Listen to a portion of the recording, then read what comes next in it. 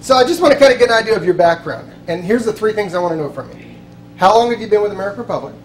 And I have people that have been here for 1 day and people have been for a year, whatever it is. How long have you been with American Republic? What industry you were in before you came in the insurance industry? So sometimes people will say, well, I've been in insurance for 15 years. I was P&C agent. Okay. Well, what industry were you in before you got insurance? Does that make sense? So whatever you did before you got, well, this is the only job I've ever had. I was in college before that. Well, then that's what you did before you got insurance. Okay. So whatever you did before you got insurance, and then the one thing you want to get out of here. In other words, when you heard you were coming and you packed and you drove or you're on the plane, in your mind, most of us were thinking, gee, I hope I learned something about prospecting, writing a business plan, handling objections, presentation. Now, this is a sales training. It's not product training. We will discuss product as it relates to making presentations. But most of us have some one thing that we kind of have an issue with, building our confidence, whatever it is. That one thing you want to get, I want to write that down. Can we do that? Is that fair? Dave, can I start with you? Sure. All right. So how long have you been with American Republic? 1 month. 1 month, all right. And what industry were you in before you got here? Healthcare. Healthcare? Delivery and finance. And that means, what did you do? I worked for Blue Cross Blue Shield for 16 years. Oh, did you? As a manager of Medicare and Medicaid and underwriting and actuarial. Okay, well that's who you asked your underwriting questions to. No, just kidding. And a couple years with Eli Lilly. And so how did you, sales, I mean I understand the healthcare Yes. and the underwriting, but how do you get involved? In recent in years I've teamed up with an elder lawyer, and her and I, of course, address senior needs, and all of a sudden it became obvious that some senior products would be a very good complement to our services, and so I started on the insurance route. Okay. So before you were doing the insurance, what were you and elder lawyer doing with people? She, of course, was writing wills and power of attorneys and trusts and healthcare powers, and I was addressing government benefits such as Medicare and Medicaid. Okay. And so like as a consultant? Exactly. Okay, all right. Well, that brings some good experience to the table. What's the one thing you'd like to get out of here? What's the one thing you like on Friday when you walk away, you think, okay, I got that answer? Gain more confidence in sales approach and delivery. Having never been a salesman before, I think I could use a little bit of that. Well, I appreciate you having the courage to say that in a room full of strangers. A lot of guys, we have egos, and I think confidence is a big issue. And we're going to discuss, in fact, a lot of this morning is going to be centered around that whole concept of confidence. Because it's kind of like making phone calls. If one of the ways you're going to prospect is making phone calls, the very first phone call you make, we're usually pretty excited and pretty motivated, and it comes across in our voice. And if you make 20 phone calls and you don't get an appointment, and you make 40 and you don't get an appointment, how well is your delivery on the 51st phone call? And that's kind of the key, is to sustain that same level of delivery from the first to the 51st one. And having confidence in what we're doing probably plays more of a role, and we'll talk a little bit more about that. I appreciate you sharing that. Gail? Yes. How long have you been with American Republic? I have been with American Republic about 7 months. Woo. I worked in the trucking industry before that. Do you mind if I ask what that means? I was office manager for a 50-unit trucking company, ran 48 states. Oh my gosh. So you're used to things not going right? I'm used to numbers. I did all the payroll, the Okay. taxes. I'm a numbers person. Well, got insurance. What a match for you, huh? Yeah. Mm-hmm. And what's the one thing you'd like to walk out of here with? The one thing you want to know the most about? There's a lot of things I need help with. Well, I don't know if I'm that intelligent. So never what would one having thing be? been in sales Okay. like this before. I think one of the things I have the hardest trouble with is not feeling like I'm nosy when I'm asking them for personal information. Oh, okay. Yeah.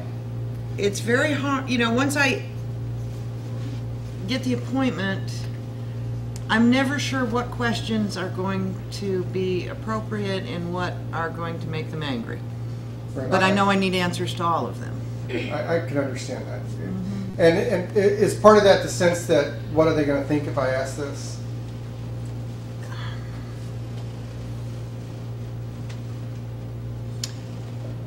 Not. Yeah, are they going to think that I'm just being nosy, or are they going to think that I need this information to get them the best quote I can? And that has, ironically, could that have an effect on your confidence in the way you ask certainly. questions? Yeah. Certainly. It's funny how that red line kind of runs through for all of us. Well, I think we can help you with that. In fact, we're going to discuss some of that this morning, but as we go through the next couple of days, we're going to talk a lot about that. And the interesting thing about questions is what do you think the purpose of questions are? Find out information. Fact find. The questions gather information. And we'll discuss some of the concepts. I'm real big on words. I like to make sure I understand what you meant by what you said, and I like to convey to you what my understanding was. Now, what you meant may be different than what I heard you say. So words are important, but we'll talk about asking questions, and I think we can help you with some of that. William or Bill? Bill. Bill, okay. I've been with the company, a little over a month, something like that. Okay. And I've been in the insurance business for about going on 3 years. Okay. Before that, I was in the mortgage business for 8 years, both as a loan officer and as a sales manager. And before that, in the healthcare field for 15 years. What did you do in healthcare? Sold medical equipment to nursing homes and hospitals, traveled worldwide, nationwide. So you have a little inside knowledge of how those systems work? You mean the systems that I sold? Well, like nursing homes and, yeah. Basically, we sold lifting and bathing and lifting equipment for the elderly and the handicapped. Okay. And been selling since I was 10 years old, So I'm an old pro. dominant buying motives for seniors and issues that may affect the benefits they get from Medicare supplements, long-term care, those type of policies. All types of you'd be able to senior. relate with. Very little health insurance, Right. some health insurance, but very little, mostly specializing in the senior market when it comes to final expense, supplements, also the Medicare Advantage plans, Part D program. Basically, I'm not bragging, but I'm an expert in that. We've had so much training in that, it's unbelievable. Well, I don't think it's bragging to say what you're confident in. Well, You should, just, yeah. I mean, because of the nature of the beast, that you got to go to, every company has more and more and more and more and more training on all that because of Right. the problems that have developed from unethical salespeople, so they make you train more and more and more. So. And what's the one thing you'd like to get out of here? Well, to learn a little more about how some of the sales skills will work in when it pertains to health insurance, since I've sold some of it, but not, that wasn't my main It's not how you area. pay your bills. Yeah. Okay, I think we can do that. Christy, can I go up to you? Sure. How long have you been with American Public? Approximately 5 months. Okay. And what industry were you in before? PNC for 6 months and telemarketing before that. Okay.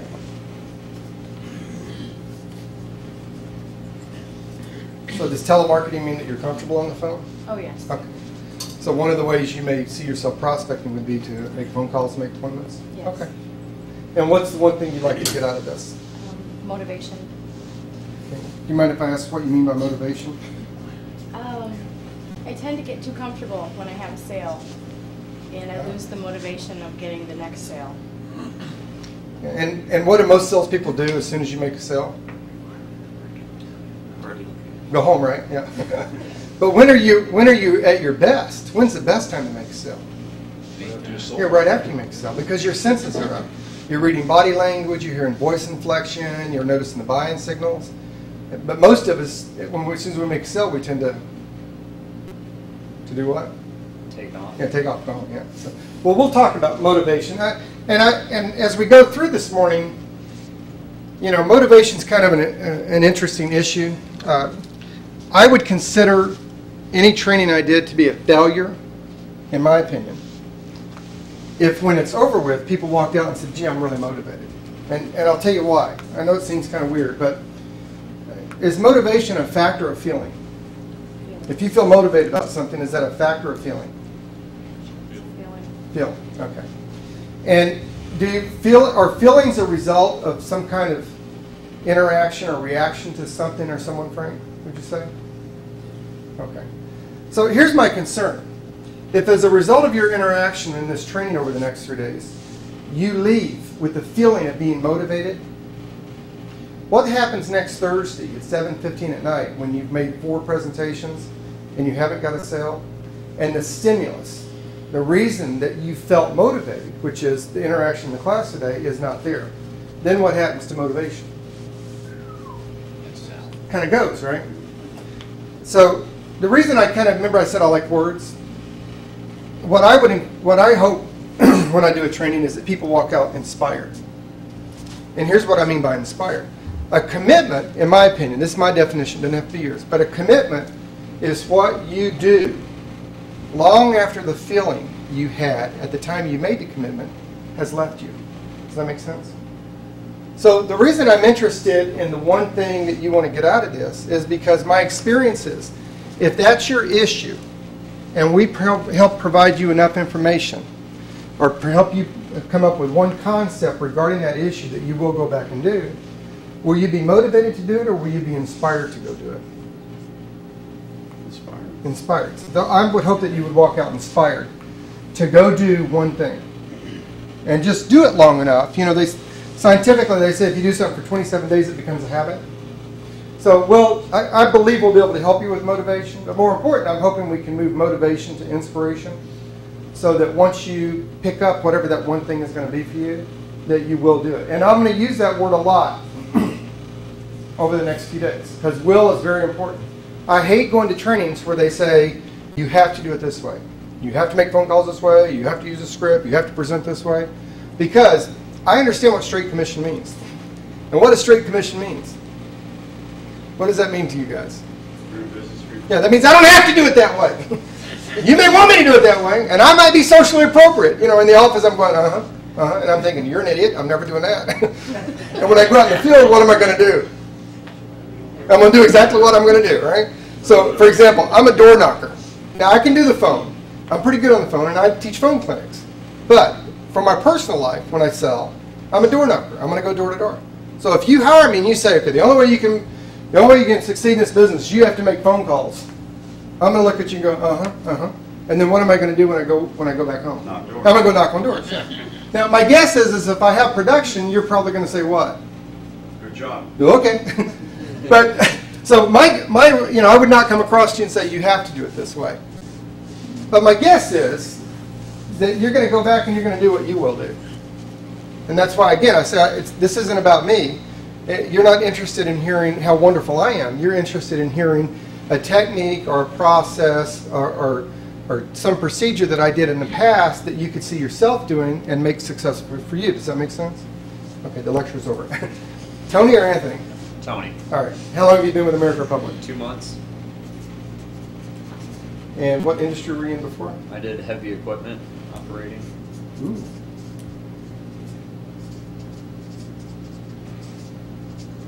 You ever watch that on cable where they do the heavy equipment stuff and they got the diggers with wheels that big? You know, my son and I are sitting there looking at them. We'd like to run into a house with that sucker. Chuckle. We never really do that.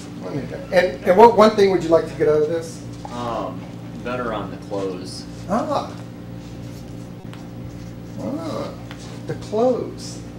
What's kind of interesting about the close? Well, I think the close is an issue for a lot of people. And what's interesting about the close to me is, in some ways, and I'm not saying this is true for everybody, but in some ways, if you've been in sales for more than a year or two, have you always kind of had the perception that the sale is like a stage?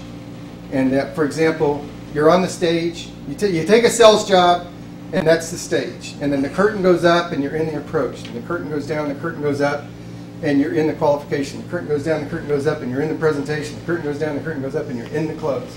Have y'all had that? And the truth is, the sale is just one fluid motion.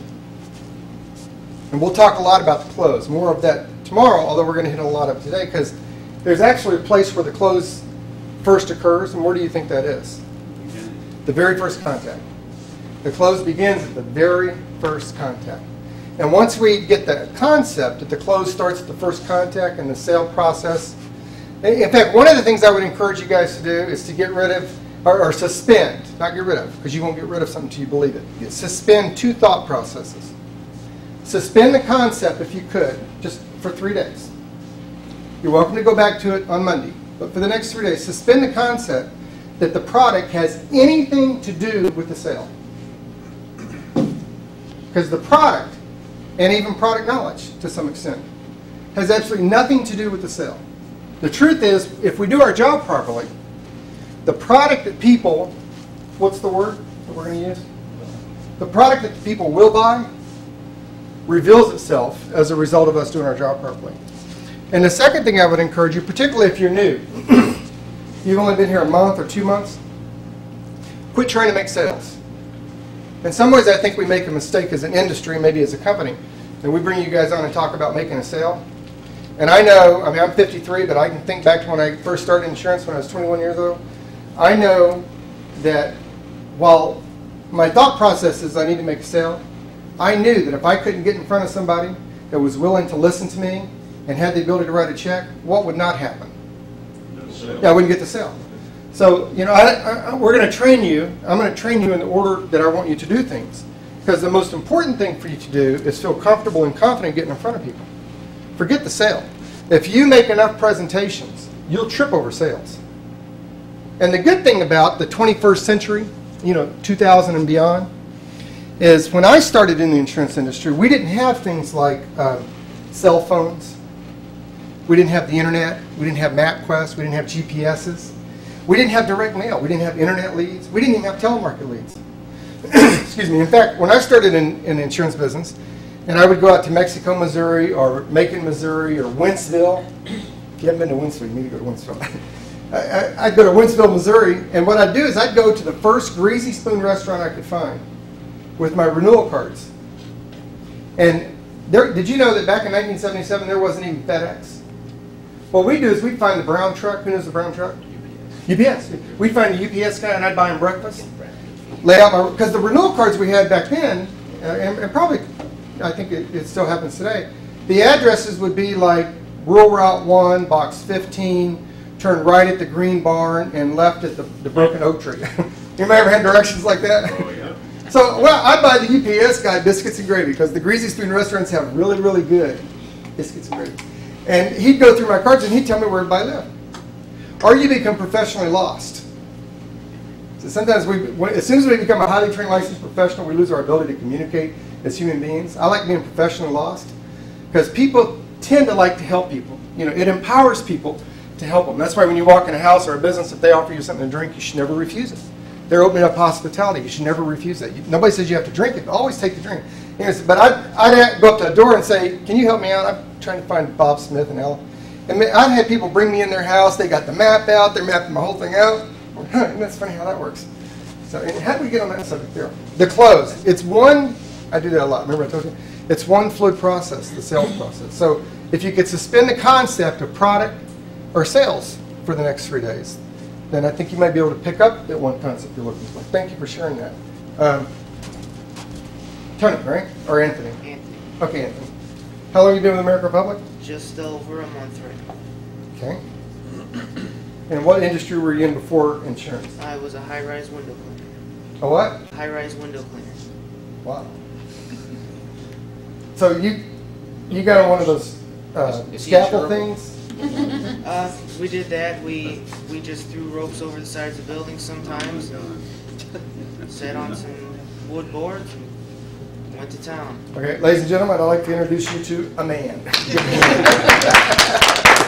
Anybody that would throw a rope over a side of the building and drop down, this guy's going to prospect, I can tell you. I got a door-to-door guy on my hand right here. He has no fear. He has no fear.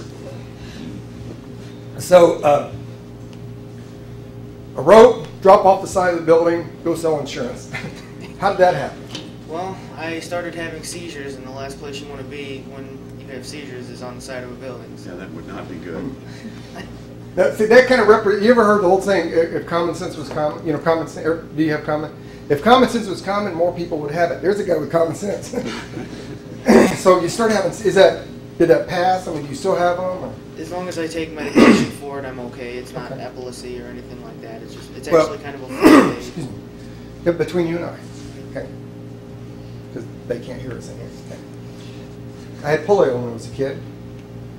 So when I worked the senior leads, I have a cane, and I use that to go to the door, and I limp a little bit more.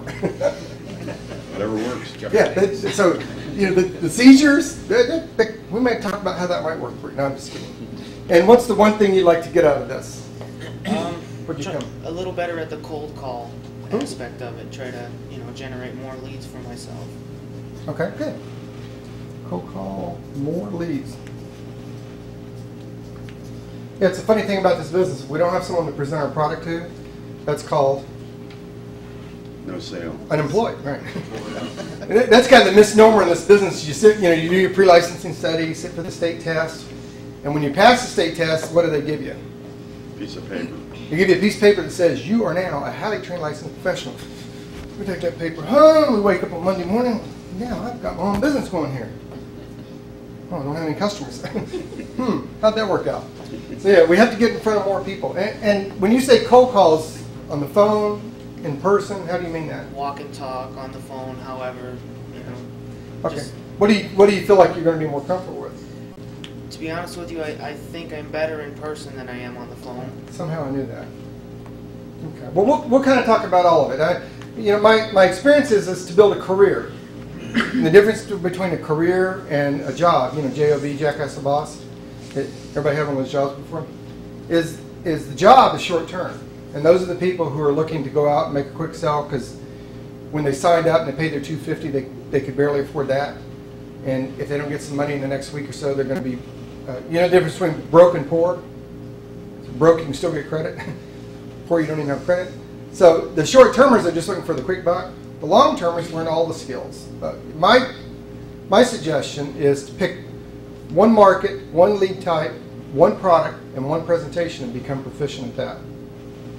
I mean, I know we have a good portfolio of products, and back in your offices they talk about that, but the truth is, in my experience, I'm not saying it's true for you, but in my experience, if you can't pay your house payment and your car payment selling one product, the chances of you paying your house payment and car payment trying to learn all the products is going to be slim to none.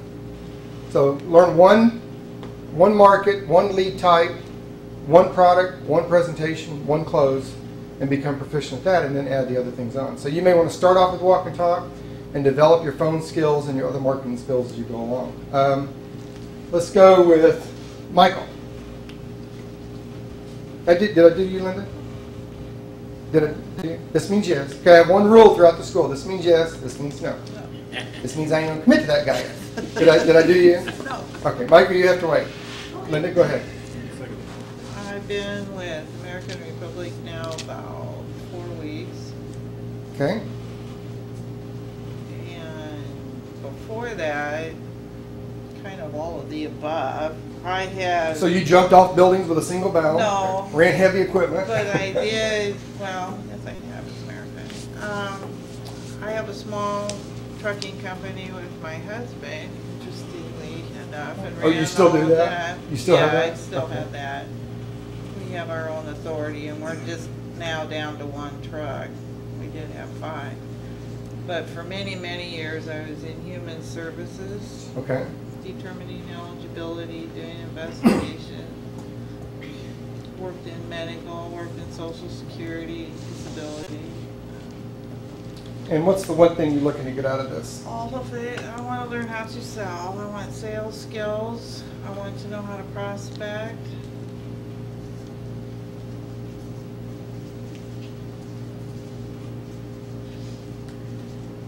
All right, I think we can help you with both of that. We'll talk a lot about prospecting, a lot of different ways of prospecting. And we will discuss sales skills. I'm more concerned about those skills being related to the prior experiences you bring to the table. I think each of you brings skills and talents to the table that will benefit you in running your business. So I want to make sure that we talk about how we can take the skills you already have and assimilate them to this business to kind of get you off to a fast start. Mike? Yes, sir.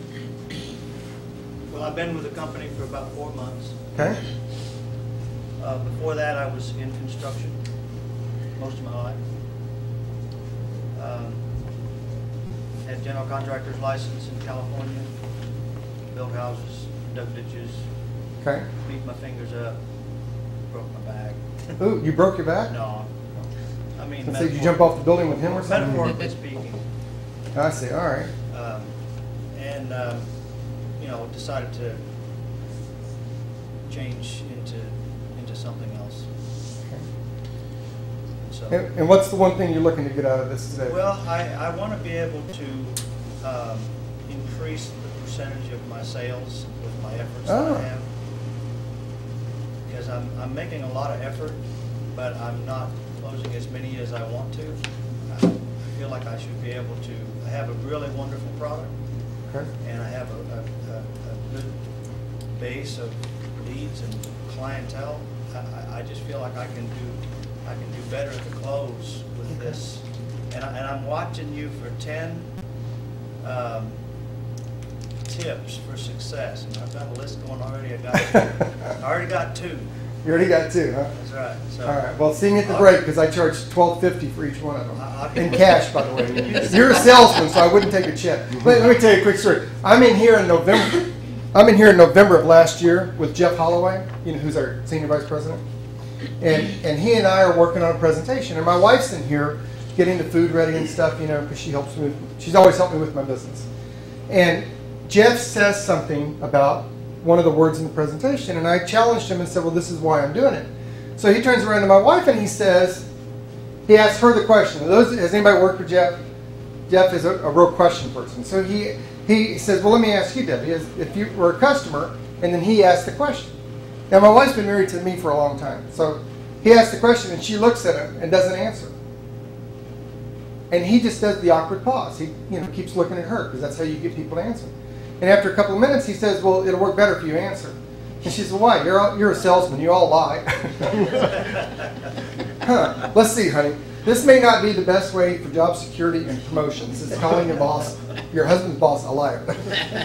But she's a pretty straight shooter. Anyway, so we'll talk about increases. And by increases, here's what I mean by it, just so we're using similar words. We're going to increase the activity you do to increase the number of sales, as opposed to working to increase sales. Because the sale has very little to do with your success. It's the activity. The more activity you have, this is a numbers game. The more activity you have, the better chance you're going to have to make it sell. But the other thing we're going to talk about doing is on the sales that you do make, how to increase the percent of wallet share that you get. So that as you build your business, you will have to do less prospecting and more selling. One of the concepts that's important to realize about a straight commission job is you get paid when your customer says what? Yes. Yes. So you want to hone your skills and increase your chances of getting yeses for people, and focus on the yeses because you don't get paid when people say what? No. Right. So we want to focus on the yeses. So I think we'll be able to help with that. Let's go with Steve, Mr. Shoemaker. 1 month. Okay. Been in finance and insurance for 20 years. Okay. When you say finance, help me understand that. Mortgage. I did the mortgage business. Okay. And what's the one concept you want to get out of here this week?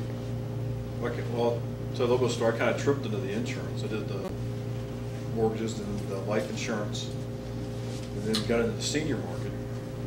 I've been doing that for 2 years. So Okay. supplements, things of that nature, really comfortable. Being in front of people, very comfortable. Didn't have that experience though. What I'm really looking for is show me the money, pretty much. Ooh, STP, huh? Well, I'm looking for a blueprint for success. I'm trying to put time and efficiency has become a priority now. And you're talking about the cold calling and things like that, is to get all the percentages up. Cold calling, closing. Right, and I appreciate you saying that. That's one of the big issues that I don't think. I've had leads, and you learn that it's you. It's you. It's the person making the calls that does the percentage. Well, and the other thing to keep in mind: how many people in the room have had salary jobs? Had a job before that was a salary. Here's what's kind of interesting, I think, about our business, is that if you had a salary job and your hours on that salary job were 8 to 5, Mary, what time would you go to work? 7:30. 7:30. And you would take your morning break, if they had a break. 10. You'd take lunchtime, 10. take an afternoon break. 3. And what time would you go home? 5. Would everybody agree with that? Could you move that? Would everybody agree with that on a salary job? If your hours were 8 to 5? So on a salary job, if your hours are 8 to 5, you'd get there at 8 and you'd leave at 5, right? If we change the label from salary to commission, we tend to lose our minds. I mean, here's what happens. When we change the label from salary to commission, then we get up at 8 o'clock. We go out in the kitchen, still got our skivvies on, hadn't brushed our teeth, hair stand up on end. We get our cup of coffee. And then we take our cup of coffee and we go back to our pretend desk and we read our leads like they're a freaking library book. And then our wife will come in, or our spouse will come in at 10:30 and they'll say, hey, Ford called and your truck's ready. Remember you took it in yesterday to have it serviced? It's ready. Okay, now we go out and go in and get dressed. And then our wife takes us over to Ford. Of course, we stop at the bank along the way, go to the post office, right? And it's lunchtime, so you gotta have lunch, yeah. Then you go pick up your car. Then you come back and you make 1 or 2 phone calls. Your manager calls you and says, what you doing? You say, man, I make phone calls all day and I can't get an appointment. These leads suck. The truth is, we don't really treat our business with respect, right? When you have a salary job, what makes us show up at 8 o'clock? The boss, Well, how does the boss make you show up? the paycheck, Well, what would happen to the paycheck if you didn't show up? you wouldn't get it. So does the boss make you show up, or the importance of the paycheck? According to the paycheck. Now, here's what I find interesting. If you had a salary job, you work 8 to 5. Think back to a time when you had the salary job, you worked 8 to 5. And Monday, Tuesday, Wednesday, Thursday, and Friday, you don't show up and you don't call. The next week, Monday, Tuesday, Wednesday, Thursday, and Friday, you don't show up and you don't call. On that third Monday, when you show up, more often than not, what do you think your boss's reaction is going to be? Adios, amigos. Who would agree with that? See you later, maybe? So, if you go more than 2 weeks without writing business in your own business, what should you do? See how the standards change? When we have a salaried position, we tend to treat that position with more respect because there's a structure there, right? And there's expectations. Then we get our license. I'm a highly trained licensed professional. But do we sit down and treat our business with respect? The spouse comes in and says the sink's overflowing, the toilet doesn't work, the washer's broke, my car's not working, and what do? All right, we go fix it. On a salary job, would you do that? No, you wouldn't do that. So one of the keys to time management is recognizing, and you know, we've all had it, I think. Have you ever had a job or work situation where you think in your mind, and it's just us, we won't send a notice out to the guy you used to work for, but you think, this guy's an idiot. I could do his job so much better. How come he doesn't do this? How come he doesn't? Have you ever had that kind of job before? Well, guess what? You're the idiot now. You're the boss. When you sit at your kitchen table, the board just met. If you don't like the way your business is running, guess who gets to change it? You. Absolutely. Because the truth is, or at least my perception of the truth is, you guys are lucky in this room. You guys are lucky you have good managers. I know each of your managers, and you have good managers. But here's the challenge I would throw out there. What if your manager quits tomorrow, or 6 months from now, or a year from now? We already had that happen. And what happens to your business if the success of your business comes from what your manager does and not from what you do? See, the truth in our business, in my experience, the truth is the success of your business has nothing to do with your manager, doesn't have anything to do with your leads, and it doesn't have anything to do with underwriting. I mean, here's who I think, in my experience, has issues with underwriting. If I have 15, Tony, if you have 15 applications pending, okay, can you see that happening in your mind? You've written 15 pieces of business, Hopefully, yeah. okay, and 2 of them don't get issued.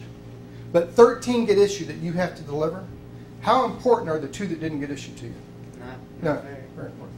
Now, you've only got 2 applications pending. 2, Steve. And 1 doesn't get issued. What just happened to your business? 50%. Yeah, you lost 50% of your business, right? Those are the people who complain about underwriting. I'm not saying that because of what you said. Yeah, you are. Yeah, you are. Okay, well then it works then. Now I can be more direct. Super.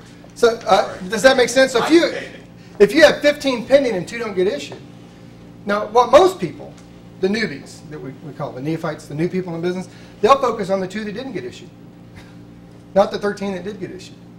So the reason I point this out is that when we go from a salary job to a commission job, it's important that we adjust the way we think and view things. In fact, when we get done with this, with everyone else, there's only a few more, we're going to take a break. And then when we come back, we're going to talk about that. We're going to talk about our perceptions, and we're going to talk about concepts. Because the first thing that's important to cover is exactly what Steve, right? Yeah. Exactly what Steve said, having a blueprint. And we put a blueprint in front of you. I put this blueprint in front of you. It's an agent business planning guide. And there's a reason why I created this for you. When I started with American Public, not to be disrespectful to them, but as an agency manager in Knoxville, the first thing I said to the guy that hired me, the regional manager that hired me, is, can I have the policy and procedure manual? Okay, well, see, we don't have one. Okay, well, you have any flip charts, you know? So like when I hire agents, I can train them? And he said, no. Yeah, we don't have any of those. Okay. Huh, all right. Okay, well, do you have like any brochures? Do you have like any tracking material I can use for phone calls? And they said, no, they don't have. Yeah, no, we don't have any of those. All right, well, this is working well. I'm excited so far. So when I got asked to come up to the home office and run the training program, guess what are some of the first things I worked on? Those assignments. Exactly. So now that you're your own business owner, I felt like the first thing that we needed to work on was, how do I get licensed? How do I build a business plan? So we're going to talk about that. We're going to talk about building a business plan, what the concept means of running your own business. And then from that, we're going to get into marketing, what the market is, what prospecting, and some specific techniques. So anyway, it's a long way around to address that, but I think we can help you with that. Let me go down here and, I did you right, construction? Frank or Franklin? Frank. All right, Frank. Been with the company 1 month. Okay. Prior to that, I was in banking, about 35 years. Leaving because of change of management, new management. Suckers do that once in a while, don't they? That's right. You know, if a manager would just, it's kind of like people, you know, right? The people who agree with your opinion, you think, yeah, that's a pretty smart guy. People that don't agree with your opinion, you think, what? Don't like Yeah, he's an idiot, right? Yeah. Wouldn't it, if they just hired managers you like and would do things the way you want them to do them, right? That's right. So what one thing are you looking to get out of this? I think sales skills and confidence too. And I'm on the other side of the desk now, you might say. All right. Well, again, I appreciate you saying that. I think confidence is a huge piece of the puzzle. When we come back from a break, we're going to talk a lot about that. Mary, how long have you been with the American Public? 3 weeks. All right. And what industry were you in before you came here? I sold pharmaceuticals Oh. and medical devices. To doctors' clinics or to doctors or? Pharmaceuticals to clinics and hospitals, and then durable medical to nursing homes, hospitals, doctors. Okay, all right. So you're used to working with gatekeepers, Correct. right? Yeah. Getting through those gatekeepers. Yep. Doing the 5-minute presentation. 30 seconds. 30 seconds, because that's about what they give you, right? Yeah. And closing up front, right? Because Right. it's the office manager who's important, not the doctor, right? That's correct. If the office manager doesn't say, hey, you should buy these from her, the doctor's probably not going to say what? Yeah, he doesn't care. Yeah, he doesn't care about all. Yeah, good. What's the one thing you're looking to get out of this? I'm with Steve as far as the blueprint strategy. It's Okay. my first time being self-employed, so some form of business plan would be good. Good. Well, I think we'll be able to help with that. You know what's ironic? I was talking to someone yesterday, and they were talking about how to get a promotion at their job, and that they felt like there was a lack of opportunity. And here's what my input to that was.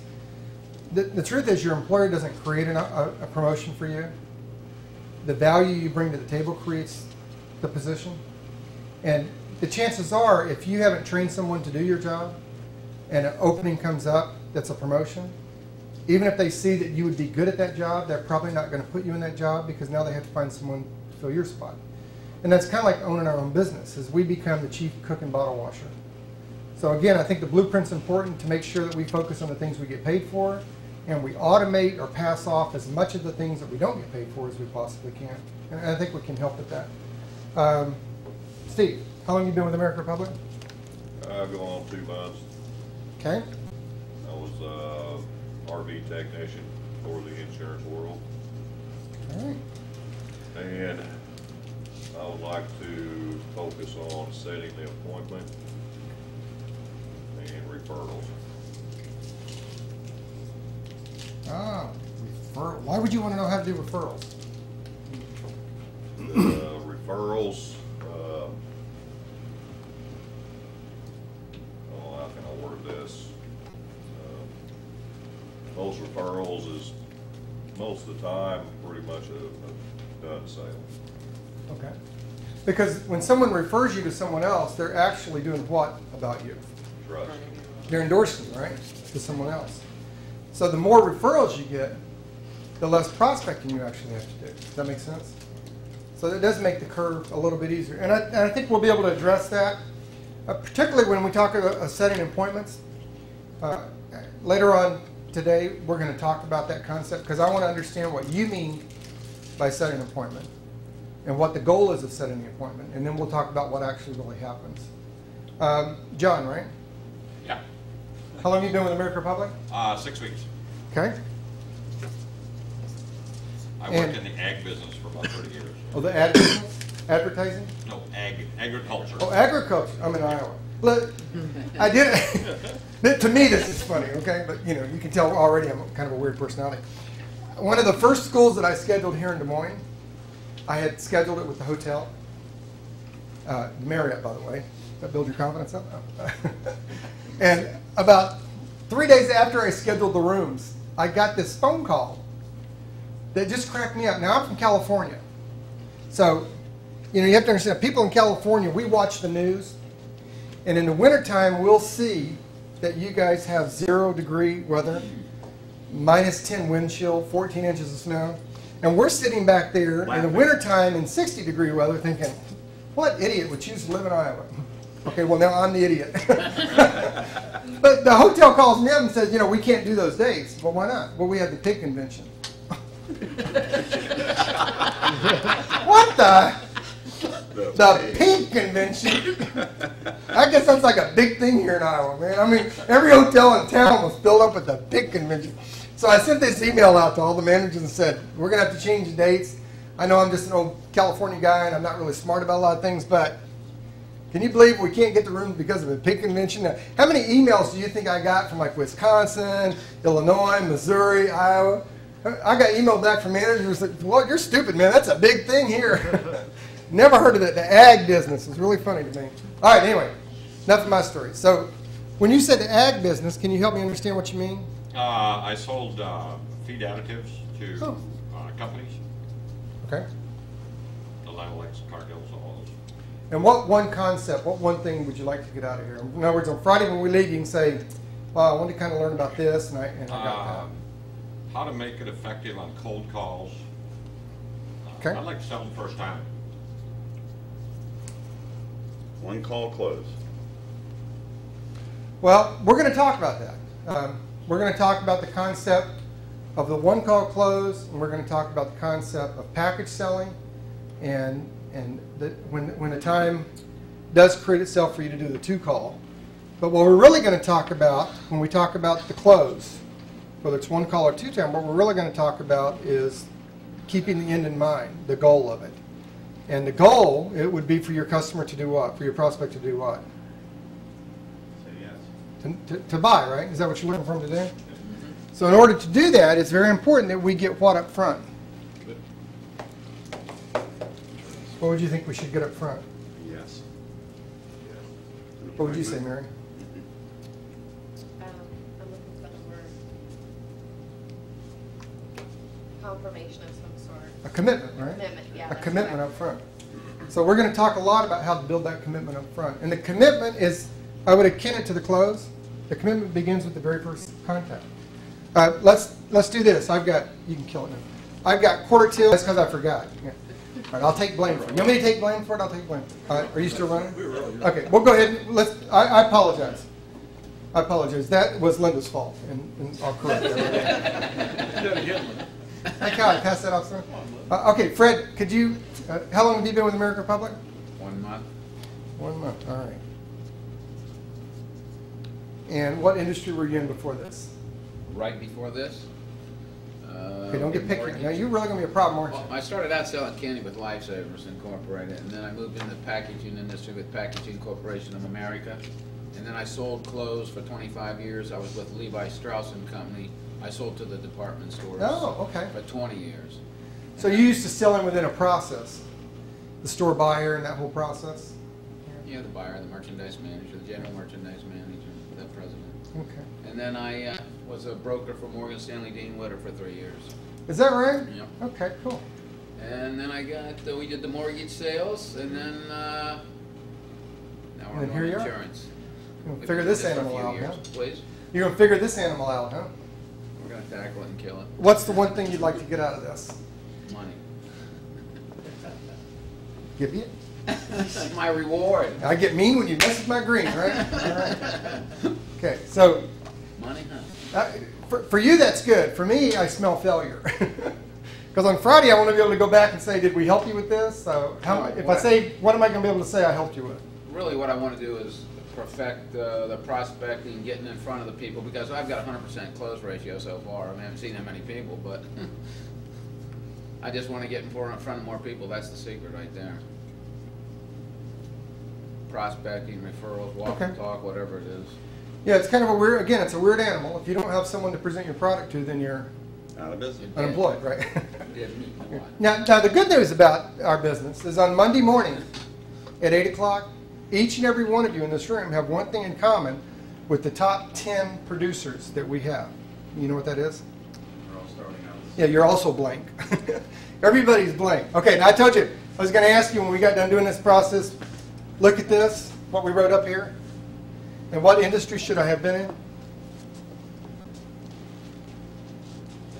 A doctor? All right. Wouldn't that be great at writing prescriptions? Can you read this? So I've been really good at writing prescriptions. Now, if it didn't involve blood or sick people, because I can't really stand sick people, I've been a very successful doctor just writing prescriptions. All right, let's take 10 minutes. So we'll come back at about 2 minutes after 9. Is that fair?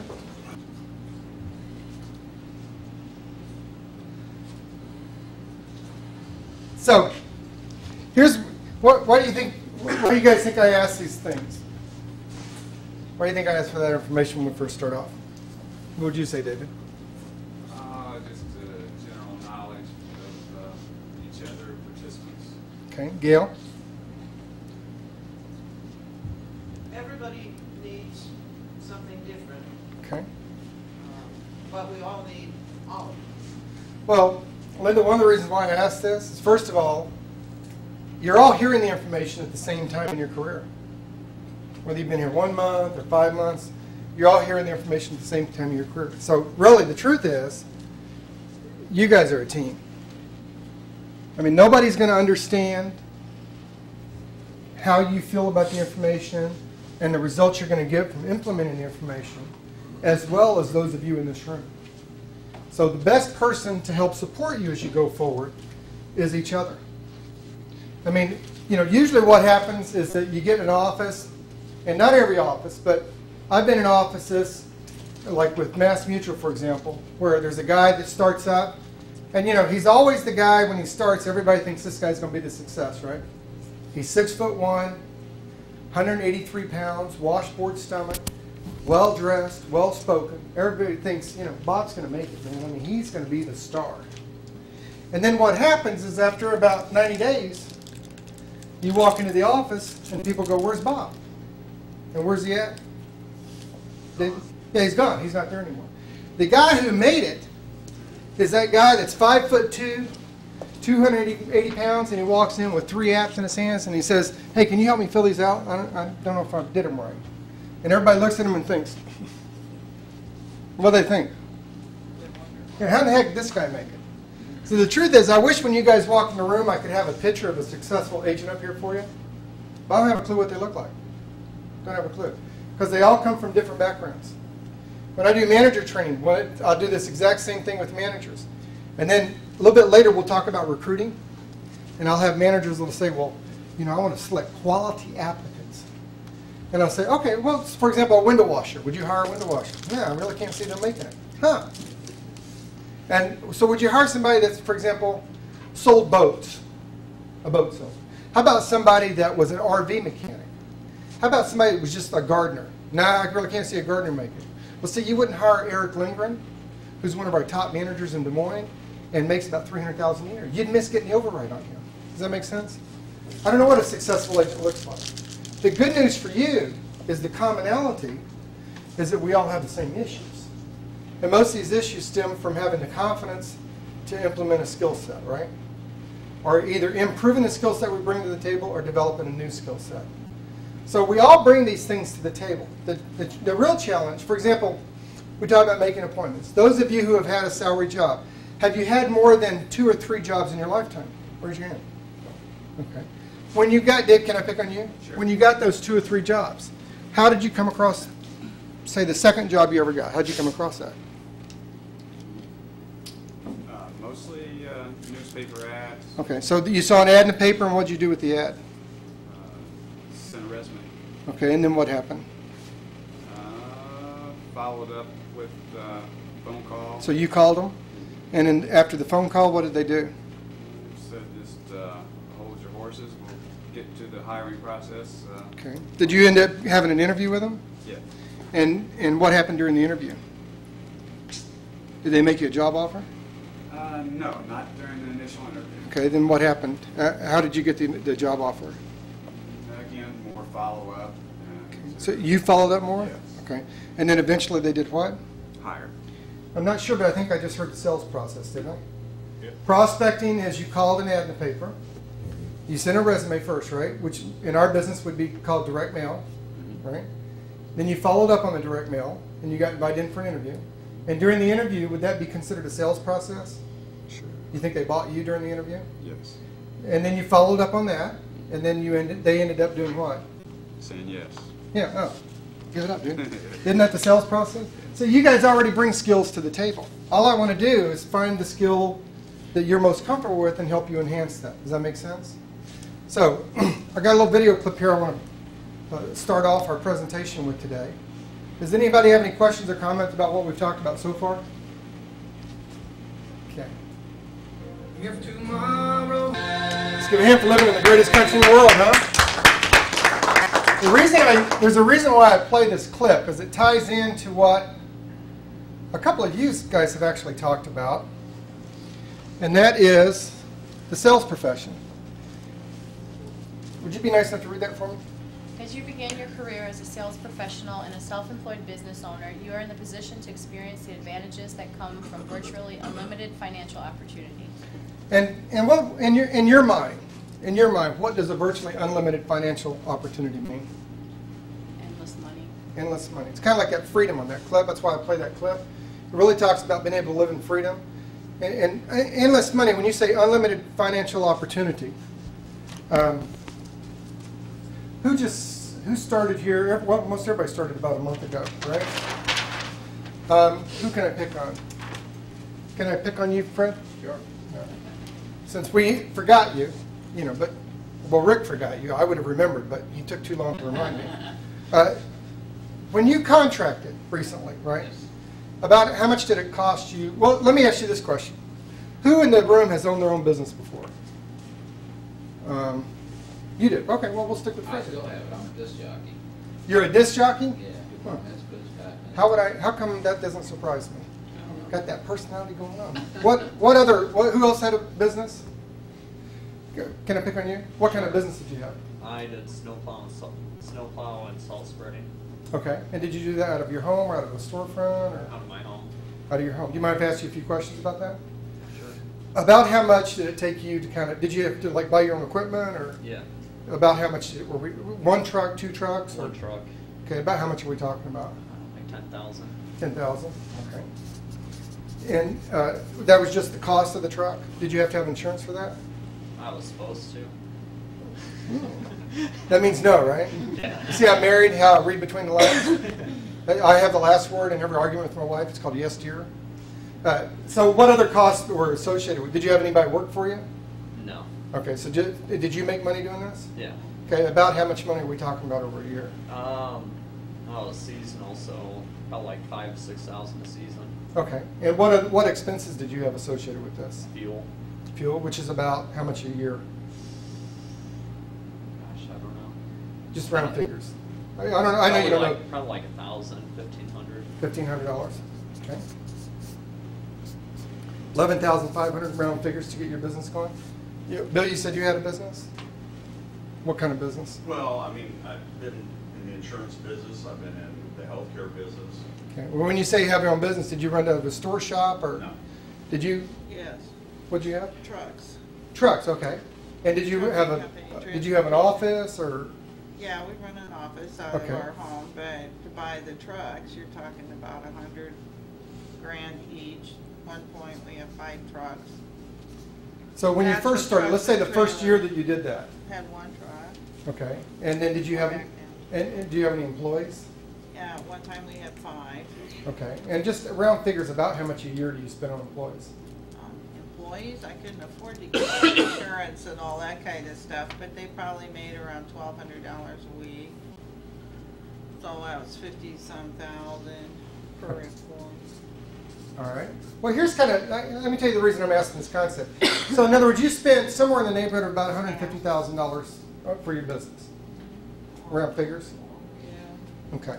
If you had, just in your guys' mind, I know you probably don't know exactly, but just say, estimate in your mind, if you had $150,000 in cash and you put it out in the marketplace, stocks, bonds, mutual funds, whatever, you put it out in the marketplace, what would you consider in your mind to be a reasonable rate of return? In other words, tomorrow you take $150,000 in cash that you have, you go put it with Morgan Stanley, and a year from now, what rate of return would your money have earned that you feel like would be a fair rate of return?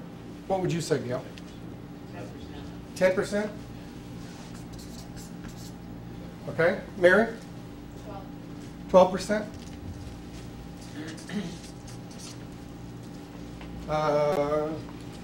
Taking a little bit to learn. Frank, what would you say? 8%. 8%. Well, I want to use one figure. So what can I use? 8, 10, 12, what figure could I use to do an illustration for you? 10. I'd use 10 because it's easier. Okay. Wait a minute. I like easy numbers. Yes. All right, so 10% of $150,000 would be how much?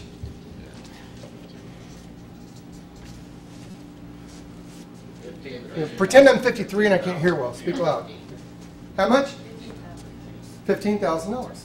So, let me just make sure I understand this correctly. If you had $150,000 in cash to put out in the marketplace, and at the end of the year, if you received 10% return, in other words, if you made $15,000, you would feel like you got a fair rate of return. Everybody agree with that? Okay. And you contracted recently? Yeah. How much did it cost you to contract in your state? What was it? I think like $250. Okay, so you paid $250 online. Was there any other cost getting licensed or? Take the test is $106. Okay. Any other cost? Is that it? 300? How much is that? $356. And then the insurance, like the liability insurance. Okay. And how much is that? I think that's 60. 60 a month. A month. So how much is that a year? 720. 720. All right. And so how much would that be? 1,076. 1,076. I know each state might be a little bit different, but is that kind of generally what you guys to come on board with us? Right. So let me just make sure I understand this correctly. If I use your guys' numbers, and you guys said that if you 10% return, so if you had $1,076 and you put it with Morgan Stanley today, a year from today, if you earn 10%, which is how much? So if you earned $107 at the end of your first year in the insurance industry, you feel like you got a good rate of return, right? Right? Is that true, David? You'd feel like that? You should quit today immediately. In fact, you can walk your material over to the home office because you're going to quit anyway if all you want to make is $100. Is that reasonable to you guys? Why not? I'm a little bit confused. You said, which by the way is a closing technique, might want to start writing some of these down. You said, didn't you? You said a reasonable rate of return is 10%. Didn't you earn a reasonable rate of return? Well, yeah, but we're not doing anything with that 150,000. Ah, okay. So then what kind of investment is this? Long term. Okay. Stocks So this down. this is not a long-term investment? It is, but that's stuff that we actually have to do with the other. So this would this be called a passive investment? Yeah. In other words, what did you have to do? You take that 150,000, give it to Morgan Stanley. Over the next year, what do you have to do in order to earn your 10% rate of return? Anthony? Nothing, right? So that's a passive investment. You've already got the cash, you put it in the marketplace, and you sit back and wait for the return. Everybody agree with that? So what kind of investment is this? Yeah, this is an active. And who has to be active? You do. Yeah, see, here's the truth. It's not your manager. The manager doesn't have to change. The leads don't have to change, and underwriting doesn't have to change. You have to do something. Like when we're doing forecasting, I can sit down and I can draw out the different offices we have, and I can write down the production that has come from those offices in the last 3 months. And what will that tell me about the next 3 months? How we'll do. Approximately what will happen. Yeah, where my production is going to come from. Because the truth is, if nothing changes in that office, in other words, if the way that office is run, if the sales that take place, if the prospecting, presentation, and closes that take place in that office don't change, if they do exactly the same thing in the next 3 months they did in the last 3 months, how much production will I have? Close. The same production, right? So if I want more production, then what has to change? Activity. Yeah, either the activity, there's something in that office, or if I want more production and nothing's going to change in that office, then what has to happen? Yeah, more agents. Give it up. Dude. Look, this guy. We got a management potential here. Yeah, then I have to do something, right? Does that make sense? So if I want something to change with my investment in my business, then who has to make the change? Does that make sense to everybody? And again, I want to just make sure everybody knows this is a straight commission job. Everybody knows.